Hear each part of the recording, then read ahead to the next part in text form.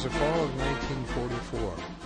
I was just 21 years old and the pilot and commander of a B-17 Flying Fortress. Our 10-man crew had already flown about 20 combat missions over Germany from our base in England. We had experienced the horrors of aerial combat and felt the sting of the Luftwaffe's FW-190 fighters. We each silently felt the fear and terror that accompanied a mission and the flight through the German defenses over a target. When we were not in combat, we tried to find ways to relieve our tensions and enjoy some lighter moments. Often on training missions, I would let one of the crew members fly in the pilot's seat to let them experience handling the controls for a short period. This gave me a chance to stretch my legs and reduce the boredom of long training flights. On one occasion, I decided it would be good for me to find out what it felt like to be in the other crewmen's shoes and to experience their duties. My first trial run was to the ball turret, a perfect sphere that hangs from the underside of the B-17. Occupied by one gunner, the whole turret moved to aim the guns.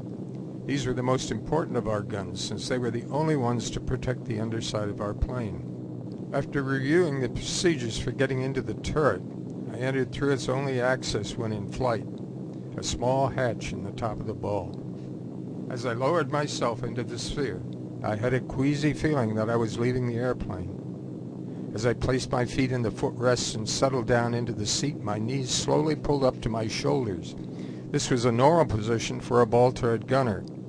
Until now, I had been so busy that I had not yet looked outside. As I was about to ask another question of the crew members above me, I heard the hatch door above my head slam shut. I was now on my own. I grasped the handle grips of the gun control and immediately began to spin. The ball and I spun swiftly to the left. I overcorrected and began to spin in the opposite direction, but somehow managed to come to a full stop. I then tipped the handle grips backwards. The ball rotated up and the guns came up into a horizontal position, which is where I wanted to be, resting on my back and looking straight ahead out of the small glass window in front of me. It was at that moment that I swallowed hard and gasped for air. Now I could see nothing of the plane. No body, no tail, no wings, nothing. I was floating in space with no reference to the horizon. I couldn't hear the plane's engines. It was eerie and breathtaking. I must have sounded panicky to the crew when I called out over the intercom, "Get me out of here!" I'd been in the ball for perhaps 5 minutes and I'd had enough. The lonely feeling and the sense of isolation from the rest of the plane and crew was overwhelming. With difficulty, I positioned the ball vertically so the hatch could be opened.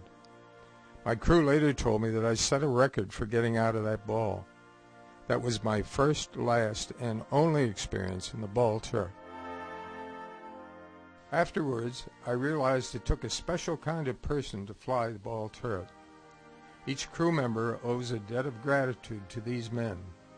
God bless the ball turret gunners.